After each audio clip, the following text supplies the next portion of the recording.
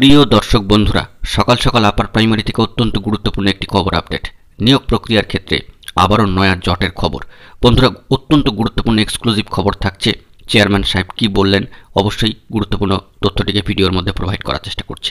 তাই অবশ্যই গুরুত্বপূর্ণ ভিডিওটিকে সম্পূর্ণ শেষ পর্যন্ত শুনে বোঝার চেষ্টা করবেন এবং যে সমস্ত বন্ধুরা চ্যানেলটি এখনও পর্যন্ত সাবস্ক্রাইব করেননি, সাবস্ক্রাইব করে নিয়ে সঙ্গে থাকবেন, কারণ আপনাদের জন্য অত্যন্ত সিরিয়াস এই ম্যাটারটি নিয়ে আর্জেন্ট ভিডিওটি ক্রিয়েট করা।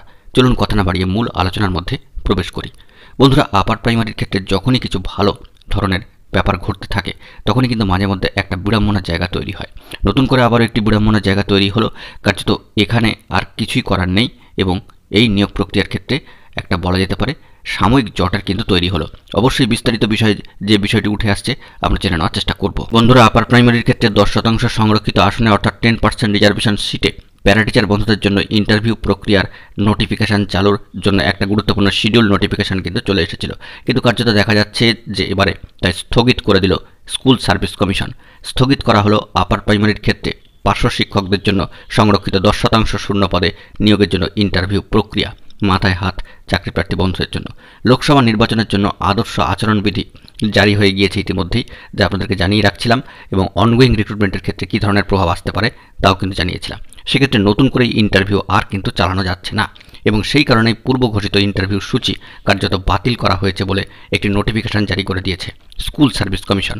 এসএসসি চেয়ারম্যান সাহেব সিদ্ধার্থ মজুমদার মহাশয় জানিয়েছেন যে গত সপ্তাহে ইন্টারভিউ প্রক্রিয়া শুরুর অনুমতির চেয়ে নির্বাচন কমিশনকে চিঠি পাঠানো হয়েছিল কমিশনের তরফ থেকে, কিন্তু তার কোনো উত্তর এখনও পর্যন্ত আসেনি। তাই জটিলতা এড়াতেই আপাতত ইন্টারভিউ প্রক্রিয়াটিকে স্থগিত রাখার সিদ্ধান্ত নেওয়া হয়েছে। চেয়ারম্যান সাহেব কার্যত এই বিষয়ে বলছেন যে আমরা ইন্টারভিউ নেওয়ার জন্য প্রস্তুত, কিন্তু যেহেতু নির্বাচনী আদর্শ আচরণবিধি লাগু আছে তাই নির্বাচন কমিশনের কাছে অনুমতি চাওয়া হয়েছে।